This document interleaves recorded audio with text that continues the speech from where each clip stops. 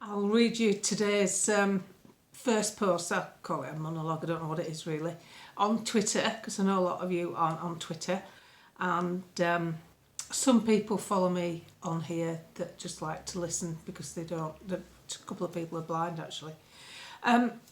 So you'll know who I'm referring to. He's in Madeira at the moment, queue jumping on a famous ride down the Madeira hillside in Funchal. It's a basket that you sit in, and two men kind of jockey stick it down. It's like a sleigh, and I've been in it myself many years ago, and there's always a massive queue for it, even if you book. Anyway, so Keir Starmer, Farage Keir, he's jumped the queue, rolled up in his cavalcade with his security detail, jumped right to the front of the queue after people have been waiting literally hours to get on this ride. It's nothing, it's just down a hillside, it's nothing. But it's funny, isn't it? People want to share everything out and make it equal and treat us like communist subjects. Don't want to follow the rules themselves, do they? It's just queue jump, it's in Daily Express, people are kicking off about it. So really, I'm obviously having a go at Keir. Weak people who end up in powerful positions surround themselves with even weaker people, known as yes men. They can't afford to have someone smarter than they are. It's commonplace in politics, in fact it's rife. Starmer's dreadful cabinet is living proof. Strong people surround themselves with the best. They're not afraid. They know that surrounded by strong people they can only grow in strength. I see that strength growing every day with the Reform Party. If they were part of the Uni Party, they'd never have attracted people like Rupert Lowe or Lee Anderson. These people aren't yes men. These people are listening to the public. They are their own men. So I just put that out, and obviously it's had 37,000 views in half an hour. Lots of comments. People agreeing, obviously, because I do see Keir Starmer as a weak man. He's methodical, and he's come from a very black and white world of the letter of the law, and you can't apply that to politics. You can apply it to the law. It's a pity it's not applied more evenly, because I see we seem to be creating political martyrs. There's one sitting in a jail cell right now called Tommy Robinson. And there's people that reacted to the Southport riots because information was withheld. If that information has been given out at the proper time, with a person who had some feeling behind their words, it would have calmed the whole situation down. They obviously knew more about the Southport attacker. It will all eventually come out, but the thing is, the thing that caused the escalation, in my view, was the lack of information.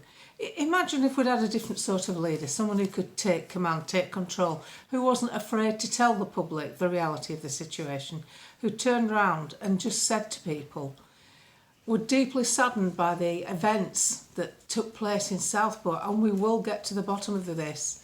We understand what's caused it, and we're not going to take this lying down. We're going to, words to that effect, where everyone in the country felt cared for and protected. What did Starmer do? He came out and offered to protect one section of society. My dog's got a squeaky toy now, hang on. People were looking for reassurance, and what did they get? They got stifled. They got told to shut up. Not only that, arrested, no bail, and flung in jail. And then you've got a leader like Kemi Badenoch saying that, we can trust the British justice system. No, you can't. No, I wouldn't like to go to court about anything, because I do think that the judiciary is captured and not everybody plays fair. So I think it's a Russian roulette. I think it's a take your choice, and it's the chances are stacked against us. So we definitely need to change the government. Now, the only way that you can change the government is by appealing to the masses. And there's a lot of people upset over what's happened with the rollout and the reactions that have happened to many people. And as you know, the compensation scheme from the government is flimsy. It's not being addressed. Nobody's getting the money. But that isn't something to go to the polls on. Unfortunately, there are millions of people out there who were quite happy to join in the rollout and didn't have any problems, or they don't think they did. And they are potential voters. And if you focus on something as niche as the adverse incidents, that won't win you an election because it's not a big enough catchment area. You have to get the middle ground that doesn't follow politics, the middle ground that doesn't have a clue that anything was wrong with the rollout, the middle ground that's getting on with their lives, that possibly would have voted Tory, but are so disillusioned now that they see that the Tories were useless and definitely need change and will probably recognise the name of Nigel Farage. That's what you need to win elections. And unless you win an election, you're not going to change anything. But the good news is that because I did this post about strong leadership, the reason I did it is the little known James McMurdoch, another Reform MP, decided to share what they'd actually handled in 2024. Bearing in mind they've only been in a few months, since July. Reform have handled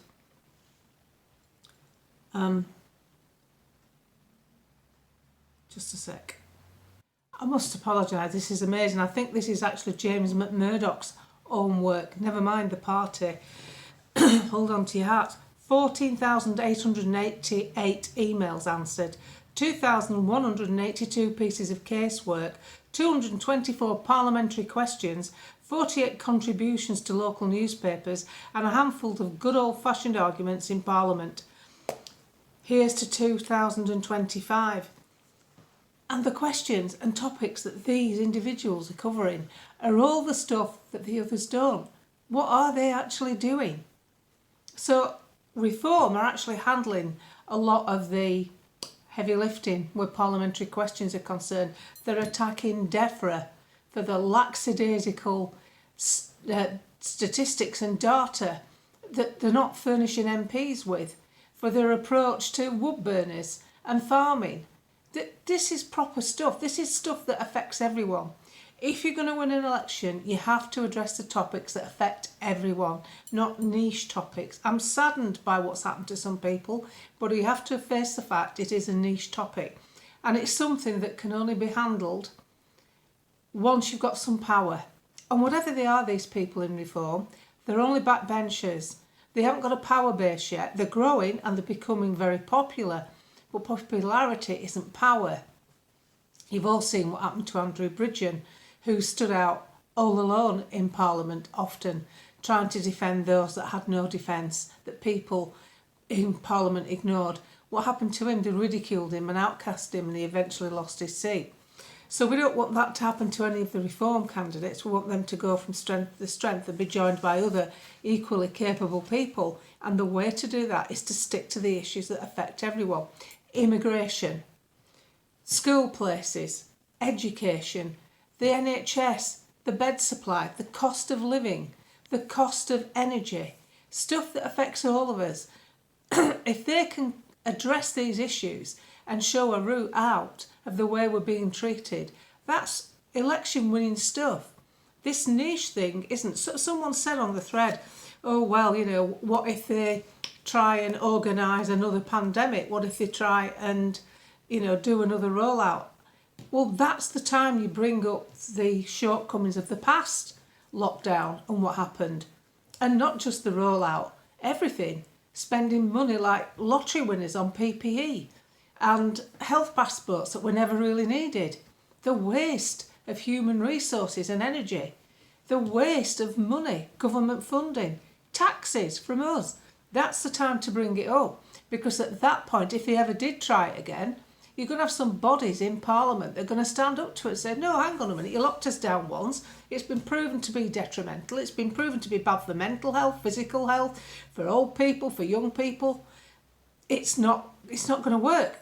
Don't do it.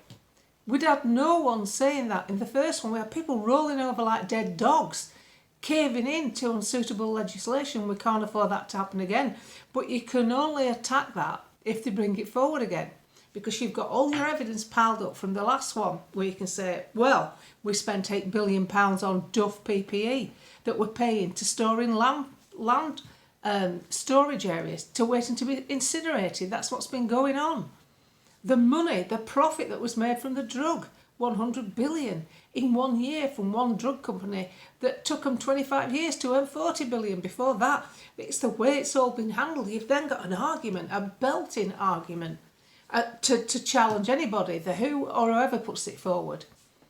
Keir Starmer, it doesn't matter. But if you want this new party to move forward, they have to move forward from a position of strength.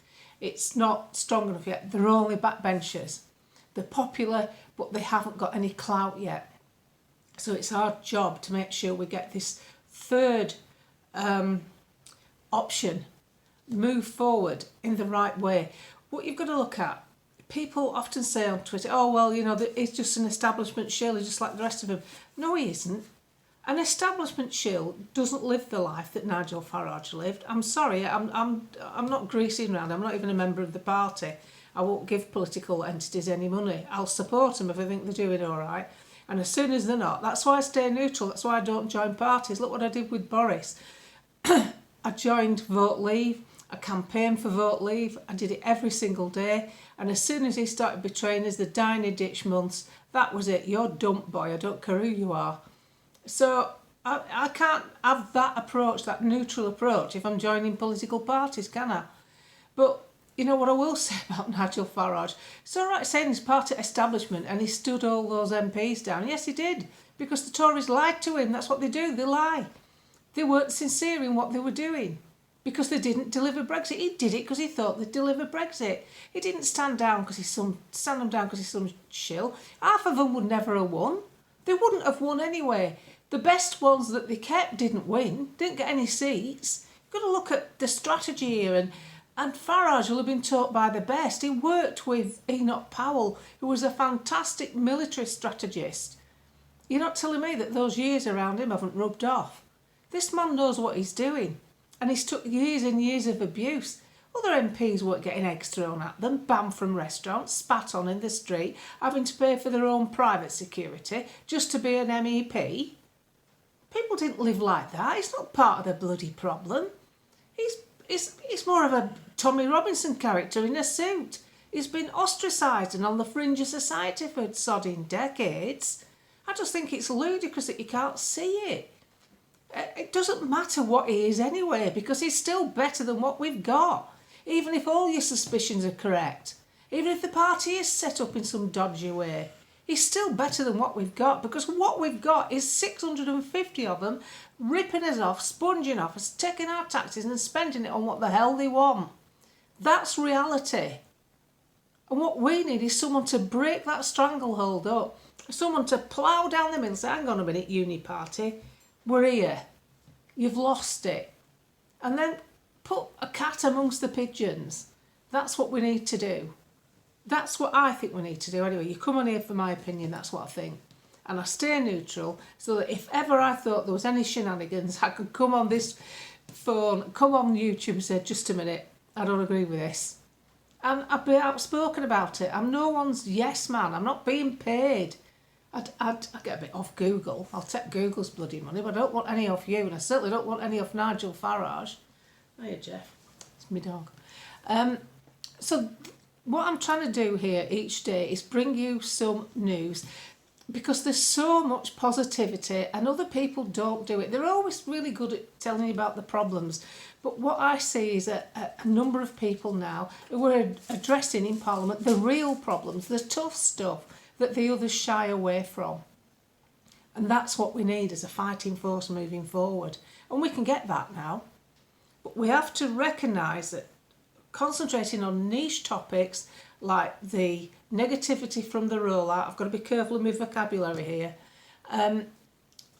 you won't win an election. It'll satisfy frustrated people that aren't getting heard. But it's like concentrating on their issue. It's not going to work. It's not going to draw enough people. You need to draw a big crowd. You need a big net. And that big net has to appeal to people. There are people who are now talking about voting for reform who never talk about politics. But these people are also fully vaccinated and quite happy that they are. You need them. They're voters. You need them all in. And the best time to talk about the shortcomings of what went on in 2020, 21 and 22 is if they try to pull any stunts again. Because remember, most of your TV doctors and all these yackers on mainstream media, they've all disappeared because they've been found out that they've been getting payments, a lot of them, from the drug companies themselves in some cases. They've all disappeared. You're not going to get that again. They don't risk it. You can only make a first impression once, and they've blown it. And the ideal time to fight that is when they try it again, when you've got some meat on the bone. So this is what I say, and this is why I think it's important to recognise the fight moving forward. This is New Year's Day. I could be out with my dogs. I could be doing something else. I just think I'm relentless. I am focused. There's no point fannying around like, oh, well, I'm off to do this, I'm off to do that. I read stuff all the time. I watch it like a trader would watch the stock market to see if there's anything coming forward we should be wary of. And that includes anything dodgy that I see from reform. And I do not see the political setup of reform as being a problem for me. And if it's not a problem for the backers, and it's not a problem for the chairman, and it's not a problem for the people joining the party, then it's not a problem, is it?